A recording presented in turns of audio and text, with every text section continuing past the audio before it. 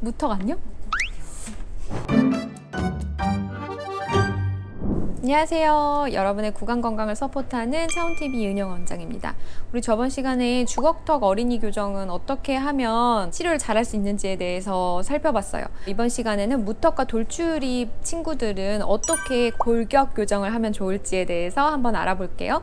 무턱, 돌출입 이 둘은 엄연히 다르기는 합니다. 돌출입은 위턱뼈가 나온 것이고요. 무턱은 아래턱뼈가 뒤로 들어간 것이거든요. 하지만 두 경우 모두 다 상대적으로 위턱뼈가 아래턱뼈에 비해서 좀 많이 나왔고 또 상대적으로 아래턱뼈가 위턱뼈에 비해서 많이 들어갔죠. 그리고 이 두 가지 경향이 한 번에 나타나는 케이스가 훨씬 많기 때문에 묶어서 설명을 해드릴 거예요. 보통 무턱의 경우에는 아래턱을 전방으로 앞으로 이렇게 빼주는 이동시켜주는 장치 바이오네이터, 액티베이터, 트윈 블럭을 많이 쓰시고요. 간혹 허브스트 장치를 쓰시는 원장님도 계세요. 그리고 돌출입 위턱뼈가 앞으로 많이 나왔다는 판단이 들면 이 돌출입을 뒤쪽으로 좀 넣어줄 수 있는 헤드기어 장치를 많이 사용을 하고 있죠. 그리고 악궁 확장 장치를 병행하기도 해요. 악궁 확장 장치가 우리 주걱턱에서 위턱뼈를 좀 늘려줄 때 많은 도움을 줬잖아요. 그런데 왜 무턱 교정에서도 악궁 확장 장치를 사용하지? 의아하실 것 같아요. 이 부분 제가 한번 설명을 이따가 드릴게요.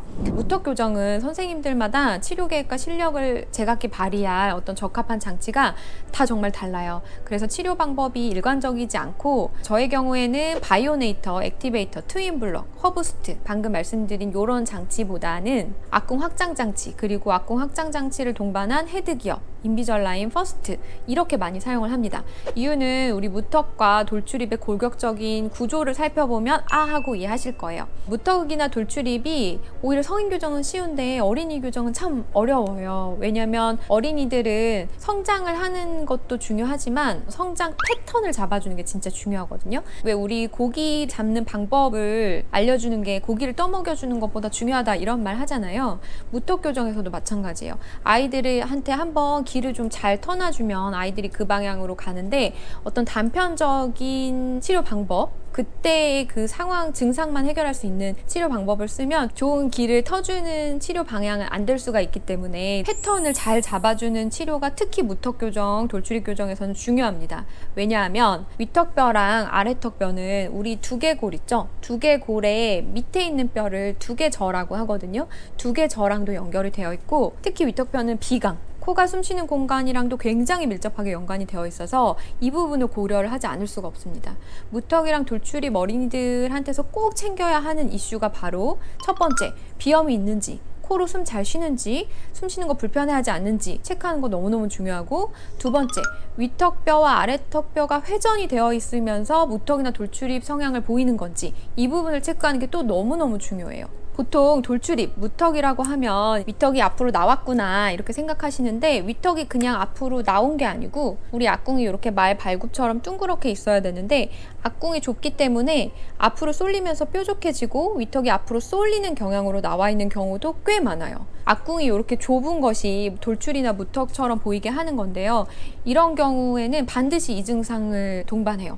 숨쉬기 어려운 거, 입으로 숨쉬는 거 혹은 비염. 악궁이 좁은 건 여기랑 연관되어 있는 맞붙어 있는 비강 코로 숨쉬는 여기 공기 주머니까지 같이 좁은 거거든요. 그래서 위턱뼈가 좁으면 숨쉬는 것 자체가 좀 힘들어질 수밖에 없어요. 그래서 아이들의 무턱 성향이나 돌출입은 반드시 이런 비강이나 호흡적인 문제까지 반드시 체크를 하셔야 합니다. 그런데 이럴 때 만약에 그냥 위턱이 나왔으니까 헤드기어로 뒤쪽으로 위턱 많이 밀어야지 하면 숨쉴 공간은 더 좁아지고 비염이나 구호흡은 더 심해질 수 있거든요. 그래서 적절한 치료 방법이 아닐 수 있어요. 따라서 악궁이 좁아져 있는 협착되어 있는 돌출인지를 비염이나 구호흡을 확인을 해서 맞다면 악궁을 적극적으로 넓혀주는 치료가 반드시 동반되어야 합니다.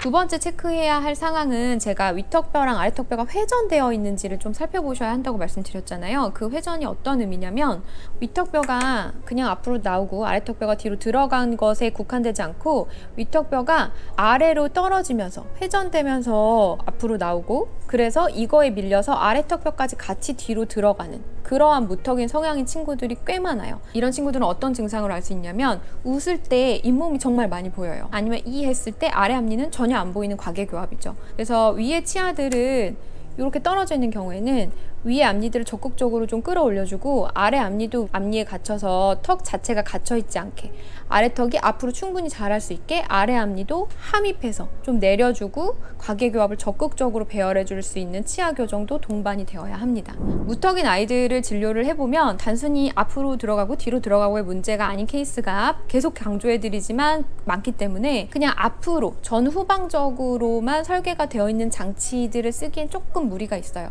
그래서 저는 갇혀있는 아래턱들이 적극적으로 나올 수 있게 그리고 좁아져 있는 악궁이 확 커질 수 있게 하는 방향성의 치료를 선호를 하는 편이에요. 그래서 악궁 확장 장치를 함께 많이 사용하고 있고요. 아래턱 자체를 앞으로 확 꺼낸다기보다는 떨어져 있는 상악을 올려주거나 갇혀있는 아래턱이 장애물이 없게만 만들어줘도 아래턱이 충분히 앞으로 좀 나올 수 있는 여지가 많아지는 것이죠.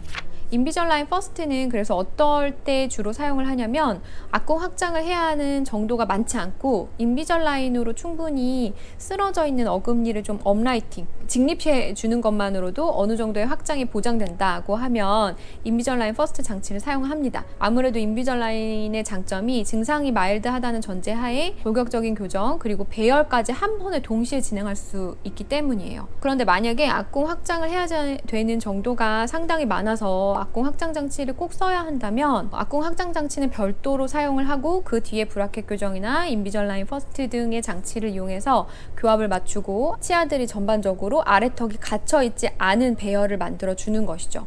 네. 이 무턱과 돌출입 교정이 물론 주걱턱 교정도 어렵지만 굉장히 고려해야 될 요소들이 많죠. 그래서 제가 좀 중구난방으로 말씀을 드려서 이해가 어렵지 않으실까 걱정이 많이 되는데 핵심적인 사항은 두 가지라고 보시면 돼요.